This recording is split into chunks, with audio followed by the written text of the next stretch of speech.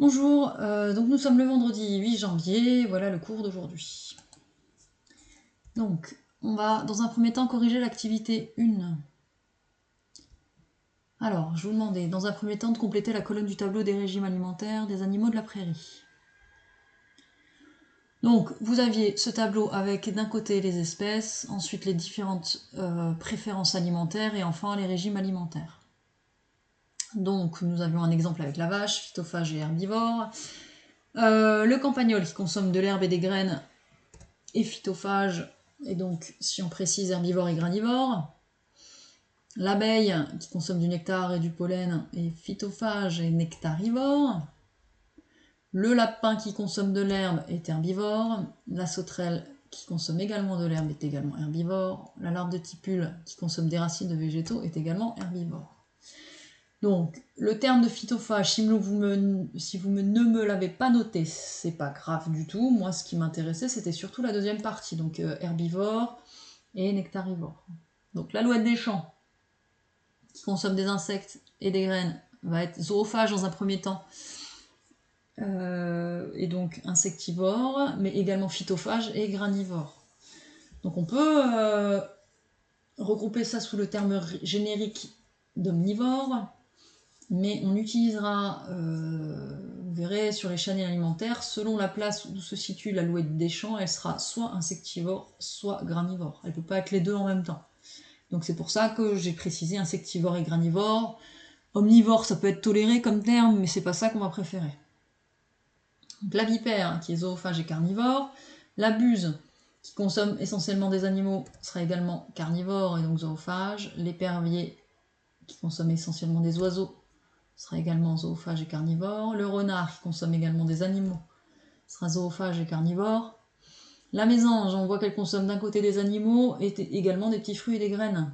Donc elle sera zoophage et donc insectivore, mais également phytophage, donc frugivore ou granivore, selon ce qu'elle va manger. Donc même chose, omnivore, c'est le terme générique, mais moi je voulais bien des précisions, donc insectivore, frugivore et granivore. Le carabe qui va consommer des larves de tipule et du taupin par exemple, sera zoophage et donc insectivore. Donc la même chose que ce que j'ai dit précédemment, si vous ne m'avez pas noté zoophage, c'est pas dramatique. Moi ce qui m'intéressait surtout c'était le régime alimentaire un peu plus précis, donc carnivore ou insectivore par exemple. Ensuite, indiquer pour la chaîne alimentaire 2 le régime alimentaire des animaux et le niveau trophique de chaque être vivant. Donc nous avions la chaîne alimentaire 2 ici. Si on prenait exemple sur la chaîne alimentaire 1 qu'on avait là, on avait de l'herbe qui est mangée par la vache, donc l'herbe est un producteur primaire, donc niveau trophique producteur primaire, et la vache est donc herbivore et niveau trophique consommateur primaire.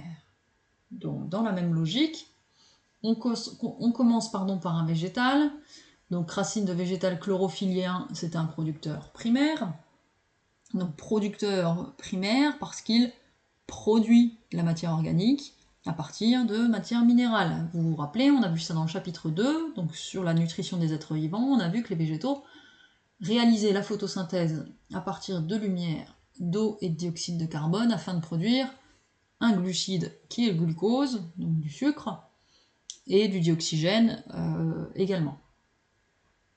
Donc on a bien des végétaux qui produisent de la matière organique, donc dans un premier temps des glucides. La larve de tipule va consommer la racine du végétal. Donc la racine du végétal est mangée par la larve de tipule. Donc la larve de tipule est un herbivore, consommateur primaire. Cette larve de tipule est mangée par l'alouette des champs, donc carnivore dans ce cas-là, consommateur secondaire. Et l'épervier va manger l'alouette. Donc l'alouette des champs est mangée par l'épervier, carnivore, consommateur tertiaire. Donc dans une chaîne alimentaire, on a à chaque fois un producteur, donc un végétal, le végétal qui est capable de réaliser la photosynthèse, et nous avons trois consommateurs, donc consommateur primaire quand il est en première position, secondaire en deuxième position, et tertiaire en troisième position. Donc dans une chaîne alimentaire, vous aurez toujours un producteur primaire, et ensuite un ou plusieurs consommateurs juste derrière. Le consommateur primaire, forcément, sera toujours herbivore, et les autres seront toujours carnivores. Ensuite, je vous demande de construire à l'aide du tableau une chaîne alimentaire à 3 maillons et une chaîne alimentaire à 4 maillons. Donc à partir du moment où les êtres vivants appartenaient au tableau, et à partir du moment où vous avez d'un côté 3 êtres vivants et de l'autre 4 êtres vivants, votre chaîne alimentaire est normalement juste. Donc je vous ai mis un exemple. Donc, à 3 maillons, l'herbe est mangée par le lapin qui est mangé par le renard. Un exemple à 4 maillons, l'herbe est mangée par le campagnol qui est mangé par la vipère qui est mangé par la buse. Quand vous faites ce genre d'exercice, il ne faut surtout pas oublier la légende, donc notez la flèche signifie est mangé par. Sinon, votre exercice ne veut pas dire grand chose, donc il ne faut pas oublier la flèche. Ensuite, je vous demandais de déterminer pour chaque être vivant des deux chaînes alimentaires construites, son régime alimentaire et son niveau trophique. Donc pour la première chaîne, herbe, lapin, renard, donc on a un producteur primaire, un consommateur primaire et un consommateur secondaire. Pour la deuxième chaîne alimentaire, donc herbe est mangée par le campagnol, qui est mangé par la vipère, qui est mangé par la buse, on a un producteur primaire, consommateur secondaire et consommateur tertiaire. Il ne faut pas oublier donc la flèche qui signifie est mangé par. Donc vous remarquez, hein, ça commence toujours par un producteur primaire, ensuite il y a un consommateur primaire, un consommateur secondaire et éventuellement un consommateur tertiaire, quaternaire, etc. Ensuite, je vous demandais de compléter à l'aide du tableau sur les régimes alimentaires de la partie 1 le réseau trophique d'une prairie. Donc on avait ce document-là. Donc il suffisait dans un premier temps de mettre le nom des êtres vivants qui sont présentés. Donc on a de l'herbe, des graines, des racines, une sauterelle, un lapin, une vache, un campagnol, une larve de tipule, une alouette, un renard, une buse et un épervier. Il y avait encore 3 autres êtres vivants qui n'étaient pas présentés sur ce document, même 4. Donc on avait l'abeille, le carabe, la mésange et la vipère.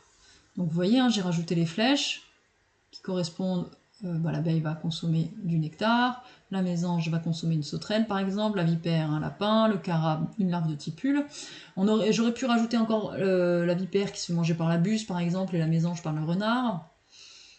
Et je voulais vous montrer quelque chose par rapport à ce réseau trophique. Par exemple, l'alouette que vous voyez ici, elle peut être consommateur secondaire quand elle consomme une larve de tipule, mais elle peut être également consommateur primaire quand elle consomme des graines. Donc là, son régime alimentaire, quand elle consomme la larve de tipule, elle va être carnivore, même insectivore, et lorsqu'elle consomme des graines, elle va être herbivore et même granivore. Mais c'est toujours le même être vivant, c'est juste que son niveau trophique peut changer selon la chaîne alimentaire choisie. L'alouette n'est pas toujours consommateur primaire ou toujours consommateur secondaire. Donc ça dépend vraiment de la chaîne alimentaire considérée. Ensuite, je vous demandais d'écrire une chaîne alimentaire à 2 maillons et une à 3 maillons à partir du réseau trophique partiel de sol. Donc vous avez ce document-là, donc là il n'est pas très lisible sur la vidéo, mais vous avez ce document en format papier, donc normalement il n'y a pas de souci, vous pouvez lire correctement les informations. Donc il faut partir toujours d'un producteur primaire. Ici les seuls producteurs primaires que nous avons ce sont des débris végétaux. Donc on part de débris végétaux, pardon. Et donc on a par exemple une chaîne alimentaire à 2 maillons.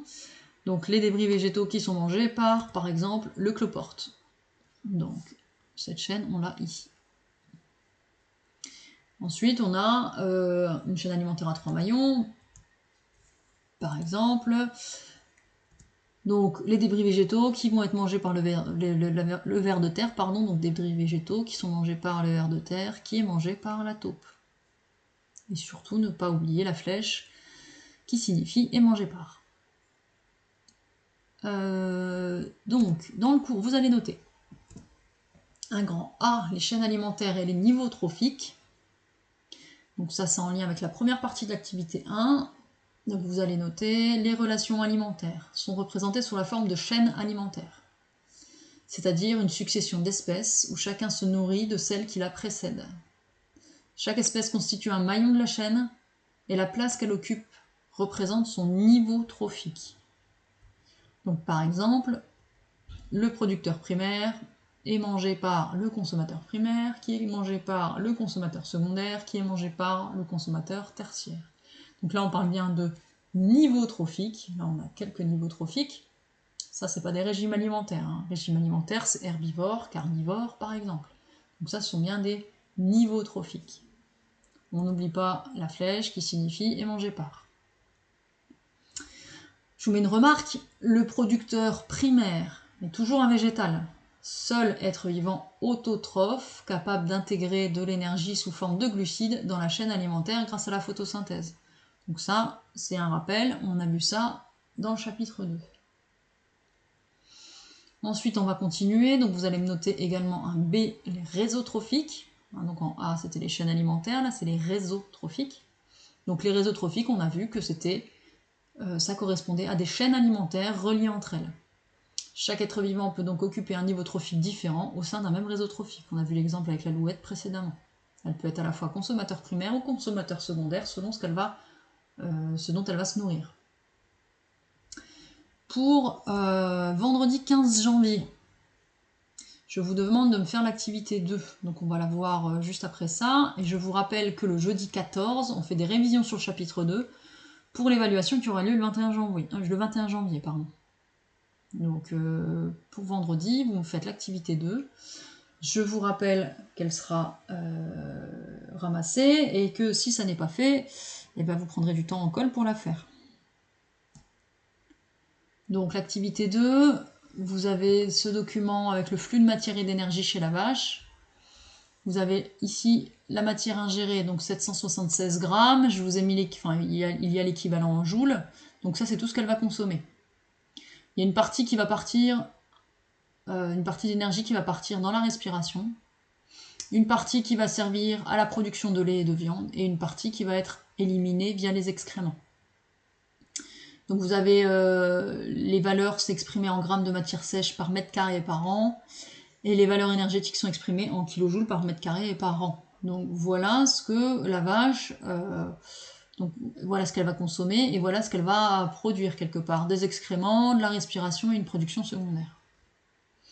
Vous avez en dessous un autre document, c'est la modélisation du flux de matière et d'énergie chez une vache. Donc c'est exactement la même chose, sauf que c'est présenté différemment. Donc les couleurs sont identiques. Hein. Donc la matière ingérée, vous l'avez là, matière organique ingérée, c'est ce qui est consommé. Donc ça équivaut à 100% de ce qui est consommé par la vache. Dans ces 100%, il y a une partie qui va être non assimilée, c'est les excréments. Donc c'est en rouge ici, et vous l'avez en rouge là. Parmi ce qui est assimilé, donc ce qui est assimilé, c'est tout ça. Il y a une partie qui va être perdue par la respiration, donc vous l'avez ici en vert, et de la matière organique produite. Cette matière organique produite, c'est la production secondaire, donc c'est noté PS ici. Vous avez du lait et de la viande. Donc vous avez des infos ici, donc dans l'appareil digestif, la matière organique ingérée par la vache n'est pas totalement digérée et absorbée. En effet, certains constituants des végétaux non digestibles, comme la lignine, se retrouvent dans les bouses. La matière organique non assimilée constitue ainsi une perte de matière et donc d'énergie pour la vache. La matière organique non assimilée est alors disponible pour les détritivores et les décomposeurs. Hein. Donc les excréments là vont être décomposés par d'autres êtres vivants qu'il y aura dans le sol. La matière organique qui est assimilée par la vache, donc tout ce qui est assimilé ici, elle est utilisée pour la production de nouvelles matières organiques, donc MO produite, donc de la viande, du lait. Pour produire, grâce à la respiration cellulaire, l'énergie nécessaire au déplacement et à la digestion, à la thermorégulation et aux biosynthèses. Donc la respiration cellulaire engendre des pertes importantes sous forme de dioxyde de carbone, mais aussi de chaleur. Donc ça, c'est les pertes par respiration. Donc tout ce qui va être ingéré, pour produire de l'énergie, il faut respirer, donc il va y avoir des pertes d'énergie à ce moment-là. Mais il va y avoir également de la matière sèche, la matière organique produite grâce à la matière organique ingérée. Vous voyez là, 776 grammes de matière ingérée pour au final produire 121 grammes de viande et de lait. Donc la vache, on va dire qu'elle va éliminer, avoir des pertes d'énergie assez conséquentes. Donc justement, vous avez ces questions. Donc à l'aide des données du schéma sur le flux de matière et d'énergie chez la vache, indiquez quels sont les postes de perte de matière par la vache. On en a parlé un instant. Calculez la quantité de matière produite en pourcentage de la matière sèche ingérée. Donc prenez la matière sèche ingérée et vous allez faire une proportion par rapport à la quantité de matière produite. Donc forcément, c'est un pourcentage, vous aurez moins de 100%. Donc vous me faites un calcul. vous trouverez un pourcentage qui n'est pas très élevé. Hein. Ensuite, calculez la quantité de matière perdue en pourcentage de la matière sèche ingérée. Donc là, c'est la même chose. Le même type de calcul qu'en 2, vous trouverez forcément moins de 100%. Et là, ça va être plus important que la matière produite. Et donc, vous avez ce document-là. Donc, c'est exactement le même que ce qui était présenté tout à l'heure, sauf qu'il n'y a pas les valeurs. Il n'y a pas les grammes, il n'y a pas les kilojoules. Donc il vous suffit de prendre les valeurs qui sont indiquées sur le schéma avec la vache, et vous me complétez donc ces 4 flèches-là, avec les couleurs, hein, ce sera plus facile à faire comme exercice. Voilà, donc je vous souhaite une bonne journée, et puis je vous dis à la semaine prochaine. Au revoir.